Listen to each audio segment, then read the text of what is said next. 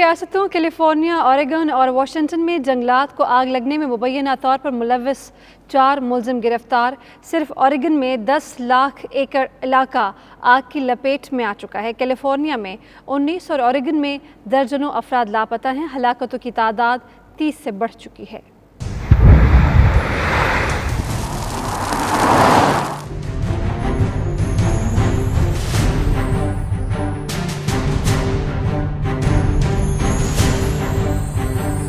بلند و بالا شعلے، میلوں تک دھواں ہی دھواں۔ امریکہ کے جنگلوں میں درجنوں مقامات پر لگی آگ بے قابو، لاکھوں ایکڑ اراضی جل کر خاک ہو گئی۔ امریکی حکام کا کہنا ہے کہ آنے والے دنوں میں چلنے والی خشک ہوائیں آگ کے پھیلاؤ میں اضافے کا باعث بن سکتی ہیں۔ اگست کے آغاز سے اب تک اوریگن، کیلیفورنیا اور واشنگٹن میں 40 لاکھ ایکڑ رقبہ، ہزاروں گھر اور نصف درجن چھوٹے قصبے جل کر خاک ہو چکے ہیں۔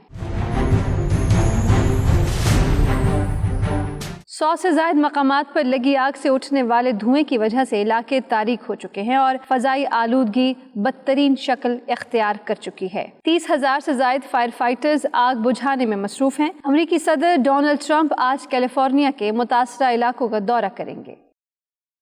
امریکہ میں نومبر کو ہونے والے صدارتی انتخابات کی سرگرمیوں میں تیزی آتی جا رہی ہے۔ ان انتخابات میں امریکہ میں بسنے والے مسلمانوں کا کیا کردار ہوگا؟ اس موضوع پر پاکستانی امریکن پریس ایسوسی ایشن نے ایک مذاکرے کا اہتمام کیا ہے جس میں ریپبلکن اور ڈیموکریٹس کے سرکردہ رہنماؤں کو مدعو کیا گیا ہے۔ تقریب کا احوال جانتے ہیں خرم شہزاد کی رپورٹ میں۔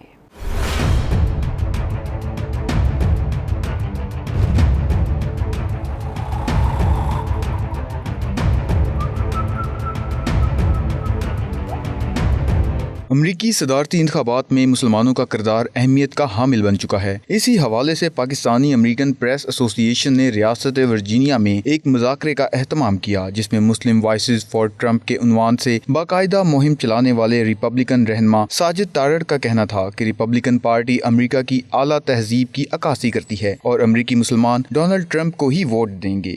آج پاپا جو کہ جرنلسٹ آرگنائزیشن ہے واشنگٹن ڈی سی میں، انہوں نے آج بہت ایک اچھی سیٹنگ کا ارینجمنٹ کیا اور پاکستانی کمیونٹی نے بھرپور حصہ لیا۔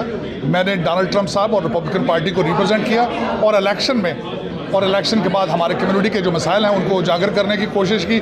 میرے خیال میں اس طرح کی مزید ڈائلاگ ہماری کمیونٹی میں جاری رہنے چاہیے تاکہ لوکل مسائل اور یہاں پہ ہمارے پاکستانیوں کی پولیٹیکل سٹرکچر کے ساتھ ایجوکیشن اور ان کی ہم آہنگی بہت ضروری ہے۔ ڈیموکریٹ پارٹی صدر ٹرمپ کی پالیسیوں کے شدید مخالف ہے۔ ڈیموکریٹس کا کہنا ہے کہ صدر ٹرمپ کی پالیسیوں سے امریکی معیشت کو نقصان پہنچا، امیگریشن کے مسائل میں اضافہ ہوا، لوگ بڑی تعداد میں بے روزگار ہوئے۔ اگر ڈیموکریٹ پارٹی کے امیدوار جو بائیڈن جیت گئے تو وہ مسلمانوں سمیت تمام مذاہب کے لوگوں کو ساتھ ملا کر پالیسیاں مرتب کریں گے۔ نئی جنریشن کو جو ہماری یہاں پہ موجود ہے اس کو امریکن سیاست میں بھرپور طریقے سے حصہ لینا چاہیے اور ہمیں بھی بڑی نالج ملتی ہے کہ یہاں پہ جو اگلے آنے والے پریزیڈنشل الیکشن ہیں ان میں ہمیں پتہ چلے کہ ہماری جو یہاں پہ ایک شخصیت ہے، ہم جو لوگ یہاں پہ رہتے ہیں ان کا پارٹیسپیشن امریکہ کی سیاست میں طریقے سے ہونا چاہیے تاکہ آئندہ جو قوانین یہاں پہ بنے ان میں مسلمانوں کے لیے اسپیشل جو ہے نا آسانیاں پیدا ہوں۔ امریکن مسلم کمیونٹی کو کس طرح سے ریپرزینٹ کیا جائے، ان کے ایشوز کیا ہیں، اور جو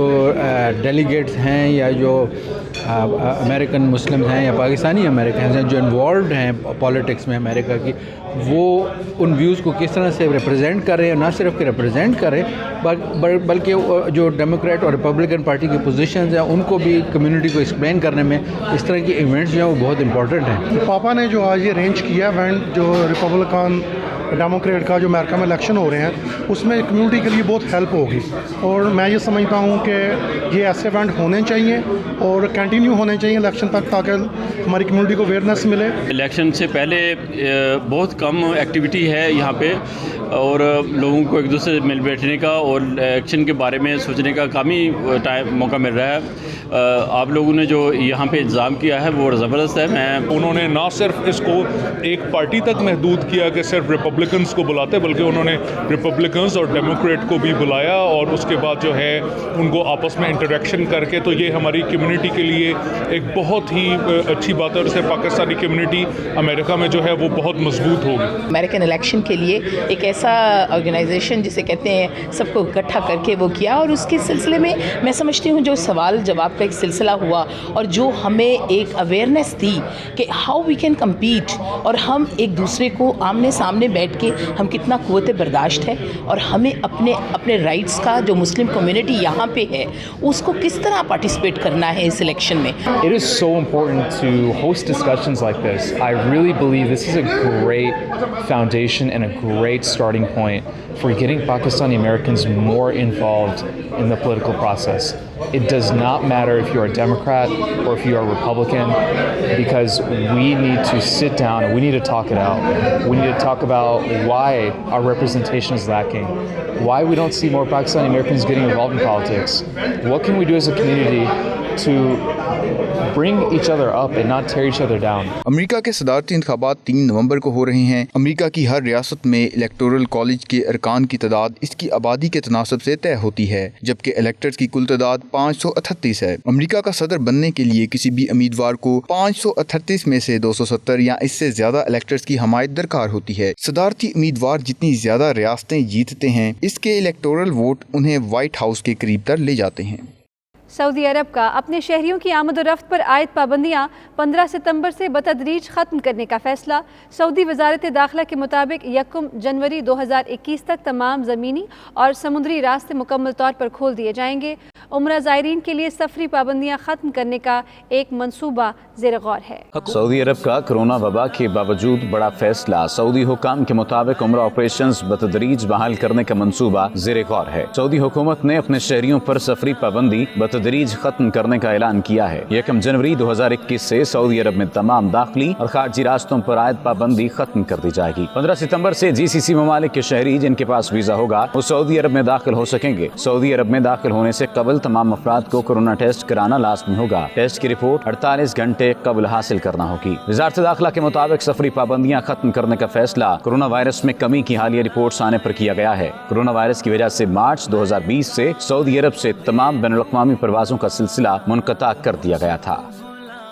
فلک بوجھ پہاڑوں کی سرزمین چترال میں بروغل میلے کا انعقاد کیا گیا. میلے کی خاص بات یوک پولو یعنی جنگلی گائے پر بیٹھ کر پولو کھیلنا ہے. ملک بھر سے سیاح بھی میلے سے لطف اندوز ہونے کے لیے بروغل پہنچے ہیں.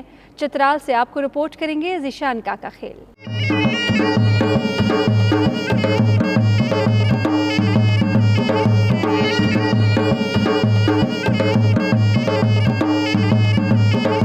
پاک افغان سرحد کے قریب سطح سمندر سے 12,000 فٹ بلندی پر واقع ضلع چترال کی وادی بروغل میں سالانہ میلہ اپنی تمام تر رعنائیوں کے ساتھ اختتام پذیر ہو گیا. اس میلے کی خاص بات یوک پولو ہے. میلے سے لطف اندوز ہونے کے لیے ایڈونچر ٹورزم کے شوقینوں کی بڑی تعداد وادی بروغل پہنچی. فیسٹیول میں بہت مزہ آیا. خاص کر یہ یاک کا جو پولو ہے یہ بہت دنیا میں میرے خیال میں کہیں بھی نہیں ہے. اگر اس طرح کے فیسٹیول ہوتے رہے تو انٹرٹینمنٹ ہے یہاں کے لوگوں کے لیے بھی اور باہر سے ٹورسٹ کے اٹریکشن کے لیے بھی یہ اچھا فیسٹیول ہے. چترال شہر سے 250 کلومیٹر پر واقع اس پرفضا مقام پر میلے میں یوک پولو کے ساتھ ساتھ ڈنکی اور ہارس پولو کے مقابلے بھی ہوئے. فٹ بال اور دیگر کھیل بھی کھیلے گئے. کھلاڑیوں نے خوبصورت کھیل کا مظاہرہ کرتے ہوئے تماشائیوں سے خوب داد سمیٹی.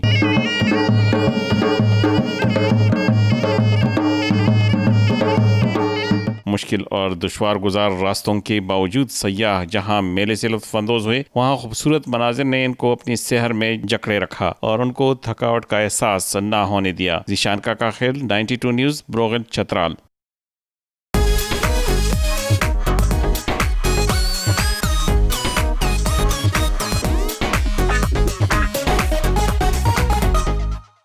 ملیشیا کے مقامی ہوٹل میں super model universe grand final میں پاکستان بازی لے گیا ہے. Super model universe female category میں پاکستانی نژاد ملیشین حفصہ 2020 کی چیمپئن قرار پائی ہیں، جبکہ میل انٹرنیشنل کیٹیگری میں پاکستان سے تعلق رکھنے والے فہد نے بیسٹ فگر اور پبلک چوائس دونوں ایوارڈز اپنے نام کیے ہیں. تقریب کا احوال آپ جانیے جاوید الرحمان کی اس رپورٹ میں.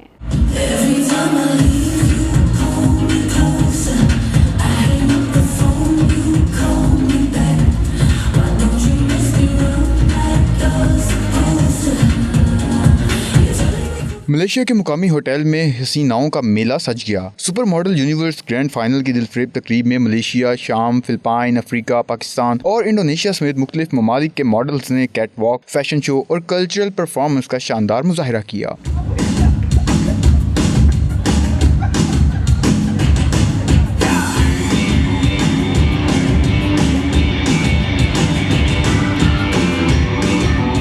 तकरीब का आगाज मलेशिया के कौमी तराने से किया गया। तकरीब में मलेशिया और दुनिया के दीगर ममालिक की फैशन इंडस्ट्री और शोबिस से वाबस्ता अफराद, ब्रांड एम्बेसडर्स, तलबा और शख्सियात की बड़ी तादाद ने शिरकत की। सुपर मॉडल यूनिवर्स के ग्रैंड फाइनल में 2020 के मुख्तलिफ कैटेगरीज जीतने वाले मॉडल्स को इनामात से नवाजा गया।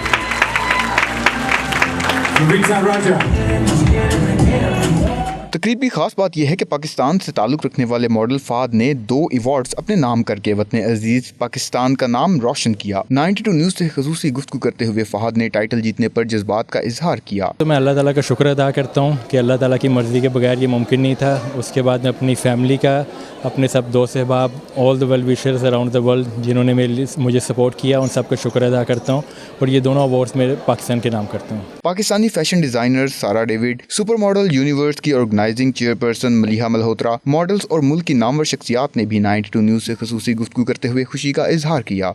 I feel very blessed and I pray for it.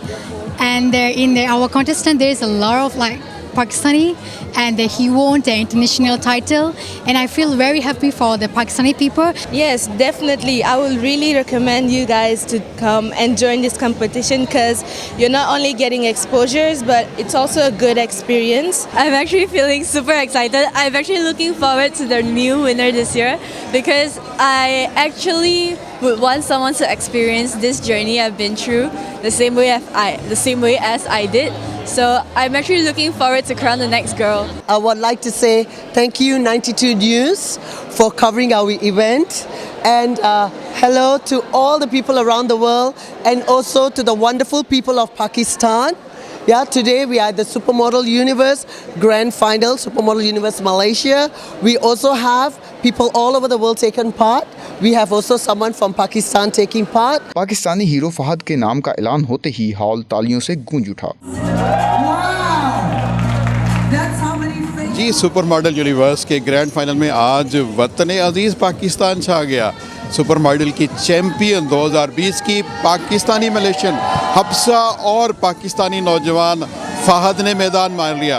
पाकिस्तानियों के लिए मॉडलिंग और फैशन में मलेशिया में नई राहें खुल रही हैं। कैमरा टीम के साथ Javed Rahman, 92 news, Colombo, Malaysia. News studio से अब तक के लिए इतना ही। देखते रहिए 92 न्यूज़ UK।